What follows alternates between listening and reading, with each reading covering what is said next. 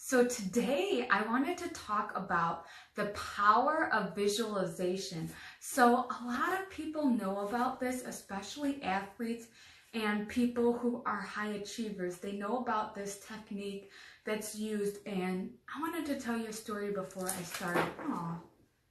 So I'm gonna have to fix that light, but I wanted to tell you a story before I started. So when I was an athlete, when I was in junior high, after practice, my coach would always, not always, maybe about once a week, our coach would have us sit in the gym because we would run a couple miles around the school. We would do 2 or 3 miles because the cross-country race for junior high kids was 2.5 miles. So we would run around the school or do our training. And then when we would come back to the gym, the coach would have us close our eyes. And I always thought it was so stupid. He would tell us to close our eyes and he would describe the race to us. He would say, imagine you're at the starting line and you're getting butterflies in your stomach and all these things are happening to you and sweat's pouring down your face, and then you hear the gun go off.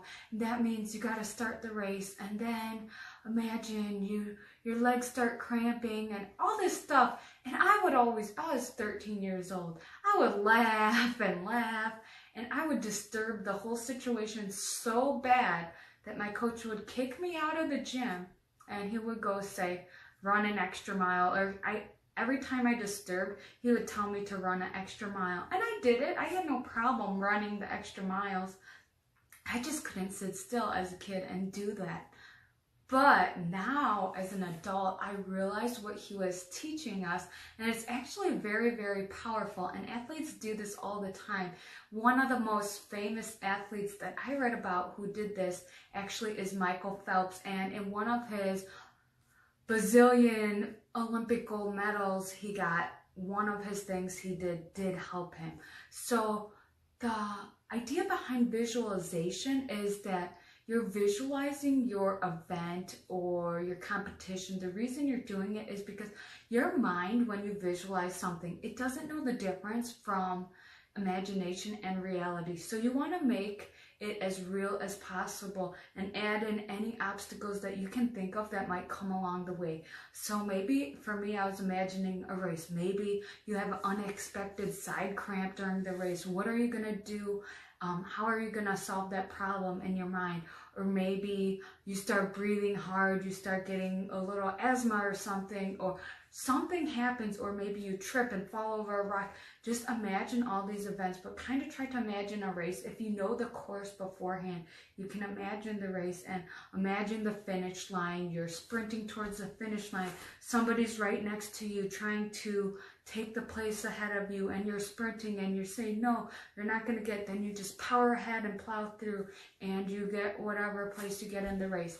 That's the power of visualization. You imagine the rain, you imagine if it's going to be a sunny day, you imagine your shoe getting untied, you imagine all of those things possible.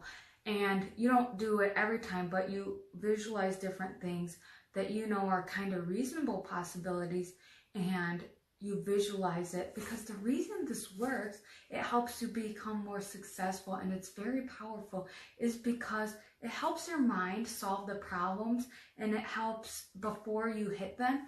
It also helps you to just practice what you're gonna do. So Michael Phelps, if those of you guys who don't know him, I don't know, you must live in a box or something, but Michael Phelps is one of the greatest swimmers of all time, arguably greatest by far. I don't know how many gold medals he has, but he has, I think, like over 16 or something. He has so many medals, and he went through a lot of struggles, and one of his Olympic medals he won even though he got water in his goggles, and he accredited it to his coach. So he would always his coach would always make him do visualization exercises. And when he was visualizing, he would count how many strokes, he would count the flip turn, and all that kind of stuff in his visualization process to determine, whether or not something's going to happen. And for those of you who don't know, Goggles are very important for a swimmer, especially in an Olympic event, because if you're underwater and you're opening your eyes, you can't really determine how far the wall is unless you have your goggles on. But Michael Phelps' coach knew that there's a possibility some problem might happen with the goggles during a race or something. So he had Michael Phelps imagine many, probably dozens of times what would happen if water got in his goggles and how he would be able to do that. So Michael Phelps always would count out his strokes, and the reason you want to count out your strokes if you don't understand swimming is because you don't know exactly where the wall is in a race. If you don't have your goggles on, you don't know the distance. At least you know how many strokes it usually takes you to get to the wall. So during one of his races, one of his Olympic races, tragedy for him probably struck, but he didn't freak out because he already knew what it felt like, because he visualized it in his mind so many times. So he didn't put his goggles on quite right, or something happened during the race and water filled up in his goggles, and he was probably like, oh my gosh. But then quickly, just like any athlete, any expert athlete, what he did was just go back to what he visualized. He counted his strokes and he hit the wall. You can't do the flip turn too early in a swimming race because you have to touch each wall for the time to count. So he did the stroke, he didn't hit the wall with his head. You still have to be efficient. So when he finished the race, people saw that water filled up in his goggles, and yet he still won the gold medal in that race. And it was really crazy because a lot of people can use little instances as disadvantages, but if you prepare your mind ahead of time, none of these things are going to be a real problem for you because you already pictured it. So visualization is really powerful, and I use it a lot. I've used it in many athletic events, not just running. And you visualize what you want to achieve or what you're going to achieve, even though you're not there yet. You just visualize it, and it works very well, especially for athletes. But it's not only in athletic events that it works. It works for people who are trying to succeed in business. It works if you're trying to do a job interview. You're going to imagine what you're going to say. You're going to imagine that you're nervous. You're going to imagine all these questions asked. What's going to happen if you do all of this? Visualization is really, really, really powerful.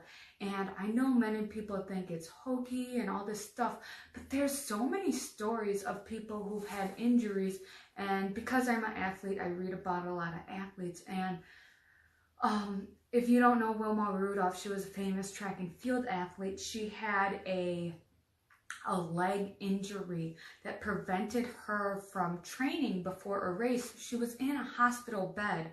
So all she did the whole time in the hospital was visualize herself winning the race. She visualized it, and the next time when she ran that race, when she was able to run, she didn't have any training that much because she was stuck in a hospital bed most of the time. But she successfully won the race, and that shows that your scientists show too that your body doesn't know the difference when you're practicing something physically in your mind or if you're doing it in real life. So it's kind of creepy because it's kind of like, it kind of makes you question reality in a way if you're living in a reality, but it doesn't really matter. So whether you're trying to get a job interview, whether you're trying to be successful in business, visualize yourself doing what you want to do, and you're going to get there faster because you went through it in your head, you visualized it, you did all these things already, and it's going to just help jumpstart you to that next level. So this is what all the people do who are very successful, and whether you're a mom, a dad, an athlete, whatever, this is what you do if you're successful. You imagine yourself where you want to be, and you imagine all these like obstacles in the way as well. Thank you for watching, and I hope that this really helps you and it's really insightful for you, because this is something that I really think can help most people. Thanks for watching. Bye.